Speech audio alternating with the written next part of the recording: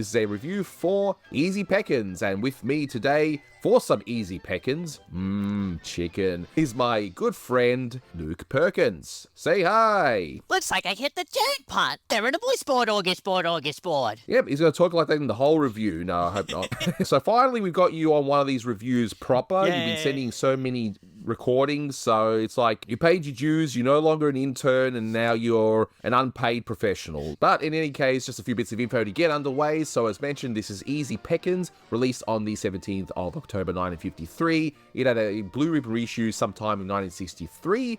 It's the 693rd in the series, and it's directed by Bob McKimson. At the time of this recording, there is no release on physical media yet of this brand new restoration. It is out there, it was done for streaming, but hopefully it'll find its way on a collector's choice set because, well, it's perfectly safe. There's nothing wrong with it, right? Nothing offensive in it whatsoever, I hope. Unless you don't like the way George treats his hens, but we'll get to that in a few moments, of course. So in case you haven't seen this one, this is a copyrighted short, so I can't play to you in full on YouTube. The video will just get blocked, but it's really straightforward. It's basically a fox trying to raid a chicken coop, but it's constantly thwarted by George, who is the rooster of the hen house. So nothing deep, nor does it have to be. Yeah, it can just be a fun, short McKimson cartoon, and sometimes that's all there should be. Yeah, and it's very unusual that McKimson's done a short with farmyard animals and that. He's never done that before. Like, this is the first time, right? Yeah, it's a rarity. It's a rarity. He's never done it before, ever. No, I'm kidding, of course. This is his shtick. But you know what? There's really nothing wrong with that. You know, he found his groove. He loves to focus on these barnyard animals. And you know what? That makes it McKimson. Yeah, it made me have, like, an epiphany, and we will talk about this when it comes to, like, the design of the fox later, but I had an epiphany that Robert McKimson seems to really love doing these cartoons centered on the farm with these chickens and foxes and all that stuff, like with the Foghorn Leghorn cartoons with the Barnyard Dog and Henry Hawk and all. Pretty much half of the output from McKimson, you pretty much expect it to be based on the farm anyway, and you know what? Again, it's fine. I don't have an issue with that. You know, it's a McKimson short, and sure enough, this one is definitely one of them. You know, you don't even have to see the credits and you know it's one of his shorts. Yeah. This is not a Chuck Jones. This is not Bruce Freeling, although Freeling has done a few farm-based shorts, but no, you know it's a McKimson. Bruce Freeling loved doing a lot of farm cartoons in the 30s with, like, the Hicks and all. And of course, mice. We can't forget about those little mice he likes to draw, but you know, Mice. That's his little shtick as well. Yeah. But a few bits of trivia though for this one. Nothing too deep, I guess, but we'll go through them like we do with every single one. The title, it should be obvious to most of you, but I have to mention anyway for the few that may not be aware of this, but it's a play on the saying easy pickings. So it's sort of like something that's easy to do, like easy pickings of low-hanging fruit, that kind of thing. It's just a saying. It's not exactly something that's a generation, alpha is it now? Gen Alpha. Gen Alpha. I'm a Gen I Zer. doubt that they'd be saying it. Yep, so now you're starting to feel old, I know. And you'll know how I feel now being a Gen... Not a millennial. I don't know what I am. I'm a human being, damn it. So 2 references here. You've got a Charles Boyer impression that the Fox does later on, and that was a French actor who did a lot of these romantic type roles and... Precious jewels? Expensive cars? Yeah, and heavy too. He's the basis of Pepé Le Pew, so if you've seen Pepé Le Pew, you'll know exactly the kind of actor I'm talking about. And he was impersonated a lot in some of the Tom and Jerry cartoons. Like, if you see the Zoot Cat or Solid Serenade, Tom is impersonating him at least a few times, like the, I love you, you set my soul on fire. I love you. Yeah, you set my soul on fire. It's also how I met my wife, too. I just did my Charles Boyer impersonation, and that was that, you know? And we've been married for, like, over 15 years now, If only I had your confidence. Yeah, I'll just put my, 1940s zoot suit, kicked out all the moths, and started talking like Charles Boyer, and God, boom, instant marriage. God, I would love to get a zoot suit sometime. It must look awesome. So let us know in the comments below if you have a spare zoot suit, and we'll send you over Luke's sizes, and we'll go from there, okay? And in the beginning, we see a J.C. Penney poultry farm, and that just appears to be a play on the department store, which we don't have in Australia, but I know it's in America. J.C. Penney. This would have gone over my head had I watched it when I was younger, but now I know that there is a thing that exists that's called J.C. Penney. So there you are. Righto. So with this one, confession time, this is actually the first time I've ever actually seen this. I've never seen it as a kid, or if I had, I wouldn't have remembered it at all for whatever reason. And honestly, it's a shame because this one's actually a pretty good one. Yeah. I thought it was pretty funny. It's nothing groundbreaking. You're not going to compare this one to the masterpieces that came out in 53, you know, Duck Dodgers and Duck Mark and that kind of stuff. Or the cinematic masterpiece of 34, which is Buddy's Bearcats. Nothing will ever top Buddy's Bearcats, of course. That's the masterpiece right there. Do you know what? We're going to stop talking about Easy Peckins. We're going to talk about Buddy's Bearcats. But had you seen this one before? Like, before the restoration came out? Were you familiar with this short? Yes, I actually was familiar with this short. All right, so I found this short at least somewhere around 2020, back when the whole COVID ordeal was sort of going on. Everyone was mainly staying at home and all that stuff. I was slowly getting into Looney Tunes a bit more and all that. But one time, it was either 2020 or 2021, I don't know. But one of my Twitter mutuals, who is an animator, Zach Wood, who is a nice person, they posted a link on Internet Archive that had every single Looney Tunes / Merry Melody short on the Internet Archive, no matter what print. So it's like every single short except for the snafus and those other ones that are non-canon. And sometimes I would watch the restored obscure Chuck Jones shorts that I haven't seen, like A Mouse on 61st Street or what it's called. I was into Robert McKimson a lot, so sometimes I would watch an unrestored McKimson short from there.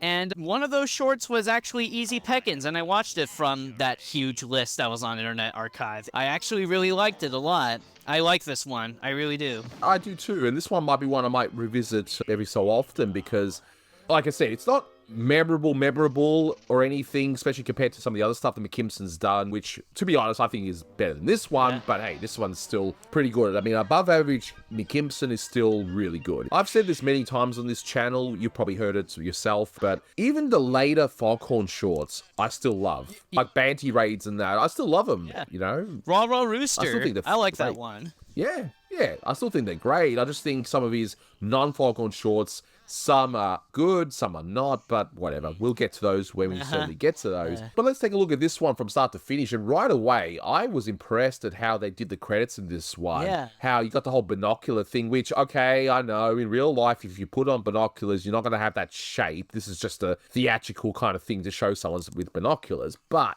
it's still a great opening the way it's done. Cool. I like it a lot. They play a little rural rhythm on there, which is a sort of a leitmotif in the cartoon, you know, da-da-da, da-da-da-da-da-da. Yeah, there's definitely a lot of points about the music I definitely want to make on this one, because musically this one is very interesting as well. But the thing I think stands out to me the most in this one are the backgrounds. It kind of reminds me of like a 1950s children's book. The way that they would paint the backgrounds, like My Little Golden Books. Oh, the amazing work of Alice and Martin Provenson. I have a huge art book of their stuff from the 50s to 60s. It looks beautiful. It reminds me of the stuff in this cartoon. Whether it was intentional or not, I don't know, but it still looks really good. And again, I hope this comes to disc because we get the higher bit rates on disc and we can see even more detail than we can on a streaming version. It's wild that looking at these simplistic, lovely 50s backgrounds, you know, where some trees are colored, some of them only have outlines peeking through like the sky and all that. They look easy to stage and look fun to paint. They are hard to actually try and draw out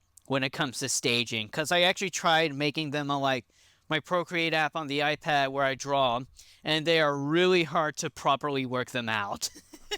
So they must have did something right. Yeah, and that's the thing. I think a lot of it's also just due to experience, just making all these shorts for the longest time. It's like second instinct. It's like riding a bike for them. They know what would work, what doesn't in terms of staging and that sort of stuff. We hear the fox, and I said to you before we recorded, this fox's voice reminds me, I mean, of course it's about Blake, but it reminds me of a mix-up between Bugs Bunny and Daffy Duck. Looks like I've hit the jackpot. A regular smorgasbord. I don't know. It's just a really weird accent. I love the delivery. And, of course, his New Yorkisms.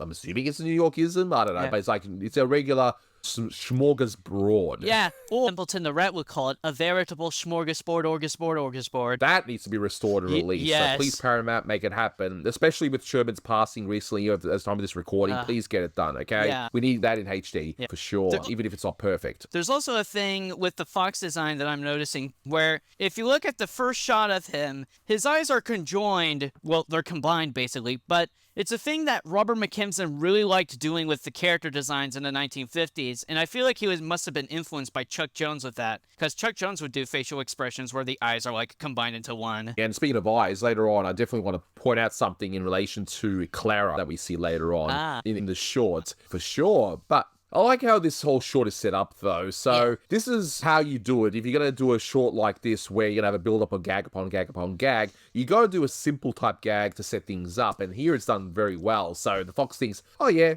it's easy. I'll just try and climb over. Nah, okay, I'll just go underneath instead. I am a fox after all, I can dig. So he goes underneath. He grabs a sack. Now, we all know that something's not quite right here because he's got a sack. It can't be that easy. This short is 6 minutes. It's not going to be resolved in the first minute, right? Cartoon logic, Anthony. It's what it is.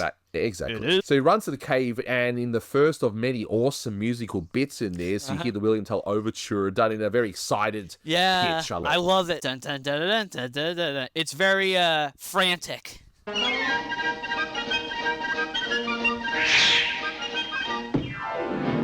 Exactly, very excitable, and he gets there, and the timing of when he notices is actually the rooster doesn't even move. The sack goes down. His face. He just screams and just puts it back, and then you hear the William Tell Overture in a different pitch. Yeah. He puts him back.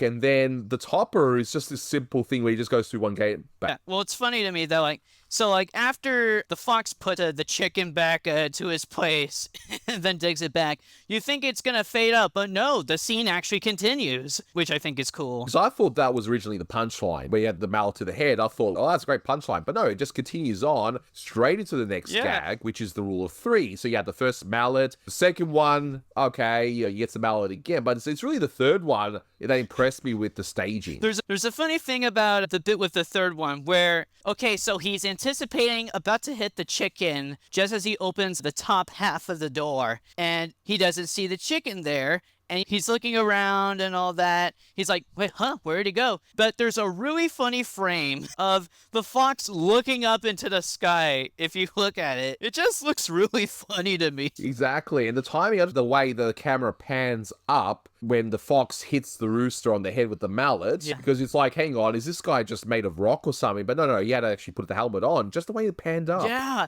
Just the timing of that it's impeccable. It's a subversion within a subversion. Oh, you think the fox got hit by the chicken, but no, he actually tried hitting him, and this chicken, George is wearing a military helmet. He kind of looks like a buff Foghorn Leghorn, but he actually isn't. There's some differences in the design. So I'm just going to go off on a bit of a design tangent. So Foghorn and George basically actually have a pear-shaped body, but with Foghorn, the pear shape is where the big part of the pear is actually on the bottom, but with George, the big part of the pear is actually at the top with a big chest and all. And that's how you get the differences in that. And that's how you make good character design. Exactly, and I'm glad they actually didn't use Foghorn this one. I mean, he could have worked, but I think having this other, more aggressive rooster is better. I was about to ask if it was a Foghorn Leghorn cartoon, because I know the hit critic did say that, it weirded him out that the Foghorn Leghorn wasn't on this cartoon, but I don't know. I actually really like this one a lot.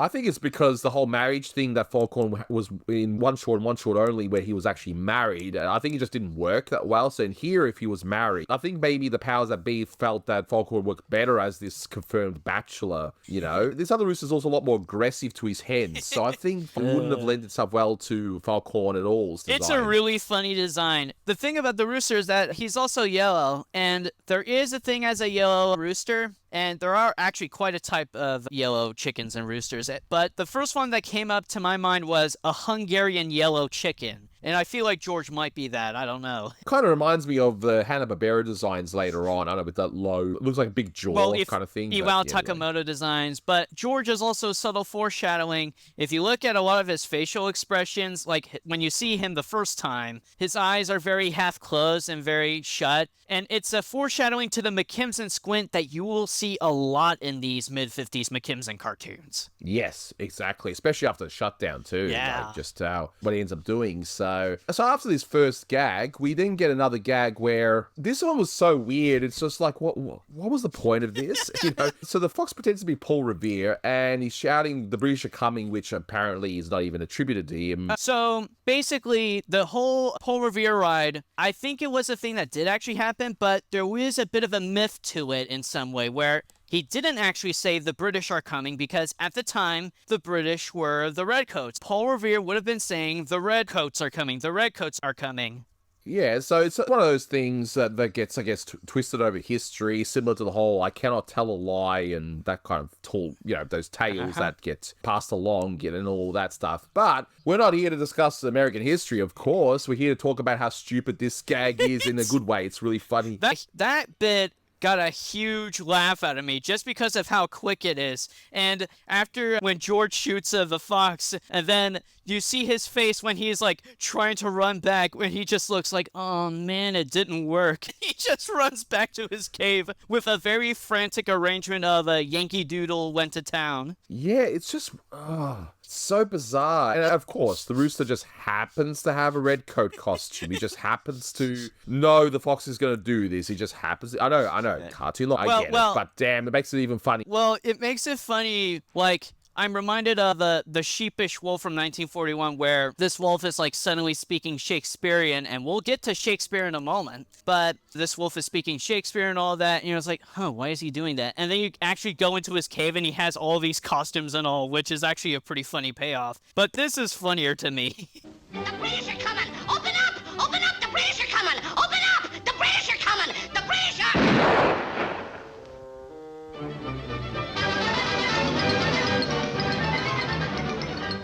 Yeah, it's just a random thing, and it's just fantastic. And how was it going to work out anyway? Yeah. So you say the British are coming, and what, the rooster was just going to let him in? I don't understand the point of this whole plan, but anyway, it makes it even funnier, like I said. That bit was animated wonderfully by Rod Scribner. It's hilarious. Exactly. Just like the next gag, which is very quick, and that's okay. You don't need to have long gags all the time. It's a nice quick gag. I mean, Chuck Jones did it with his Roadrunner shorts, so why not here? And it's just a little haystack gag. He's just approaching the henhouse, and George just puts a match, and that's...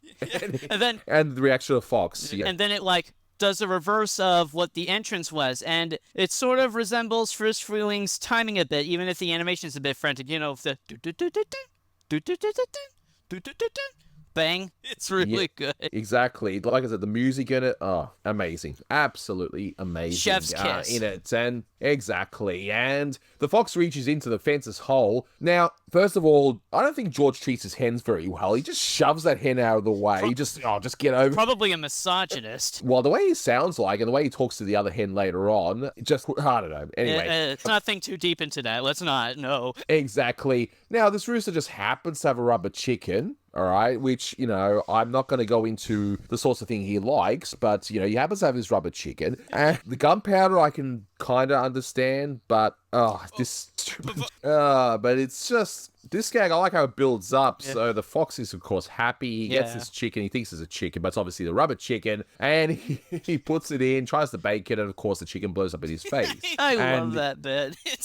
It's timed beautifully. Yep, and especially the reactions, like, it's just a little overdone, of course. A little overdone. And what kills me about that is that when he finally gets the chicken and he opens it up, he tests it out with the fork, and it's like, oh, I thought it was a Rule 3 thing. He touches it 3 times, and it's very normal, but then the 4th time, it explodes. Exactly, and he's a bit of a chef, I think, because he seems to know how to cook chicken in an oven, like a roast chicken, so, I'll give him credit. He knows how to cook. And one of the weirdest gags in this one, it's just so disturbing if you really think about it, is, of course, George becomes this mad scientist of sorts. Yeah, he gets an Acme Junior Explosive Kit, which comes with a chemistry set, red gloves, and a pair of scientist goggles. Because, you know, the kids were bred tougher in those days, and instead of having the sanitized toys today, back then, kids were given literal chemicals to play with. Yeah. So, you know, those seatbelts and plenty of chemicals. That's the 1950s children way, you know. But anyway, George concocts this thing and force feeds it to the hen. He puts it in this corn mash, and I don't know what that is. You know, the chicken feed. He just makes the hen eat it. And it's like, come on, come on. It's just... He literally takes the top part of the beak and opens it up and puts it in there. That's like abusing experimental animals, and we all know what animal experimentation is. Like, does his wife know what he's actually doing to these other hens? You know, what he's really like? But anyway. we will be getting to his wife later. Exactly. But this one, he lays in explosive eggs, which are potentially children of his, because again, he's the main rooster of the hen house, which we won't go into detail. Then, of course, throwing those explosive eggs. I love the reaction of the fox. It looks really funny to me. But the thing that's funny is that, like, you see, like, the fox, and, you know, he's tumbling over. And when the clip fades in, you can actually see a bit of that shot being reversed somehow. Yeah, it was kind of weird, I saw. But the only other thing about that scene, though, I was thinking of is, what if he got the concoction wrong and he poisons one of the hens? Like, I told you, that scene is dark if you really think about it. But anyway, it's still funny, though. It's just a cartoon, folks. Yeah, it's just a cartoon, folks. No need to get upset. Exactly.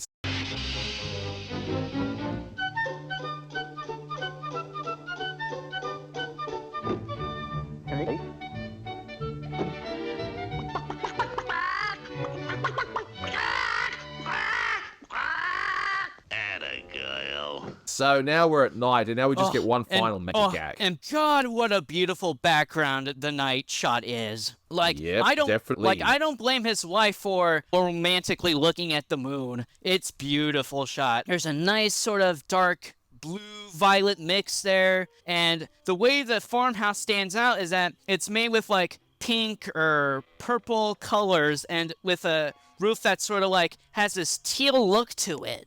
It's genius color design. The thing that amazes me about these color artists is that, like, yes, you can have all the fancy colors and all that, but the greatest thing about it is how they're able to carefully construct these colors so that you'll be able to focus on what they want you to focus. That's the genius of it all, and the genius of a good layout and good background. I love it. Exactly, and in this case, it's a smart idea for the fox, which I'm assuming he's still hungry. It does say later on, one of my favorite lines in the shorts. She's starving for romance, and I'm just plain starving.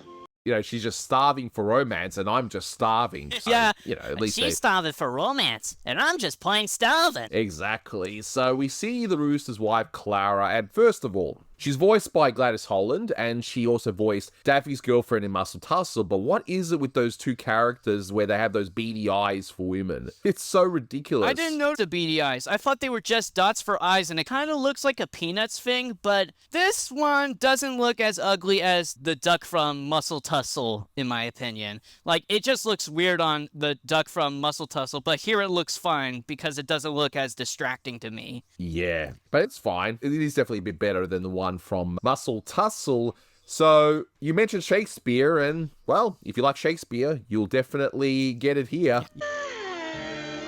What a beautiful moon. What a night for romance. Psst. Oh, Juliet, my sweet. Romeo.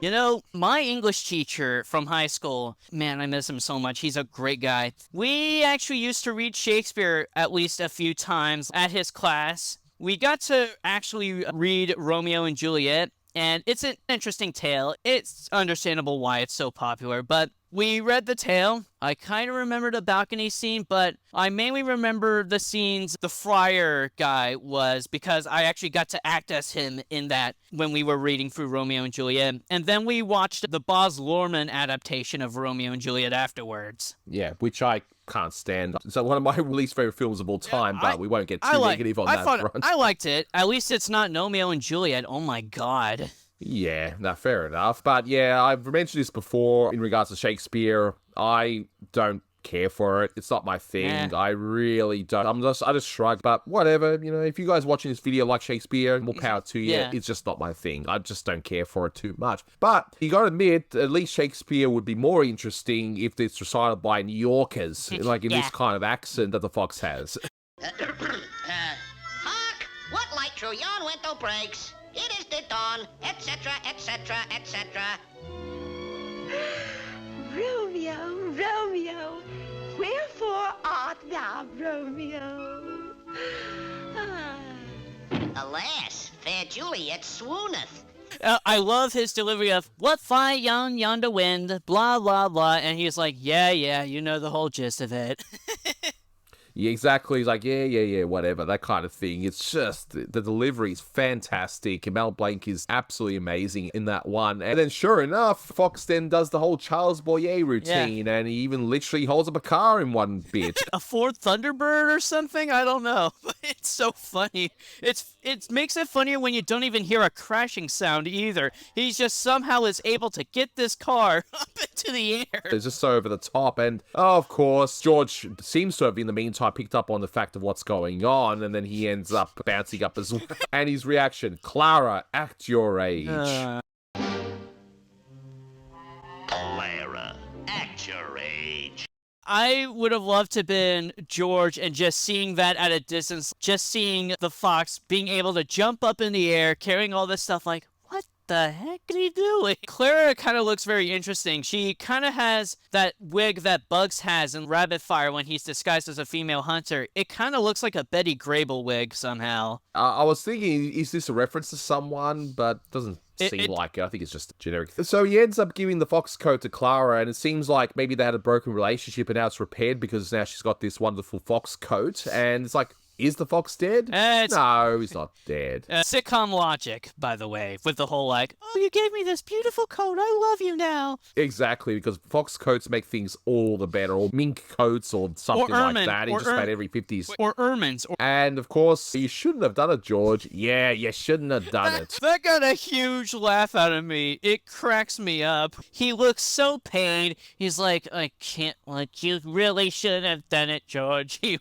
really shouldn't have done it. And the Rod Scribner animation of the fox just looking absolutely pained and all that. And the fact that, like, everything but his bottom and the hands are completely fine because, as if you think about it, maybe the fur of a fox is really his coat, you know? Exactly. Again, cartoon logic. So, in terms of a rating, in this one, again, it's your typical McKimson short, and you can't really compare it to some of the masterpieces of 53 or anything, but if it's on, it's a fun watch, and there's absolutely nothing wrong with it. Yeah. I reckon 8.5 out of 10 would be a fair score. That's probably what I'd give it. Yeah, yes. 8.5. Yeah, I would give it an 8 and an 8.5 out of 10, too. It's a fun cartoon. I love it a lot. If you want to see a director who's not really trying to change much, but is just a dang good director at what he can do, this is a really good watch. Just a fun cartoon to vibe with, and a fun cartoon to watch with your friends. Yeah, exactly.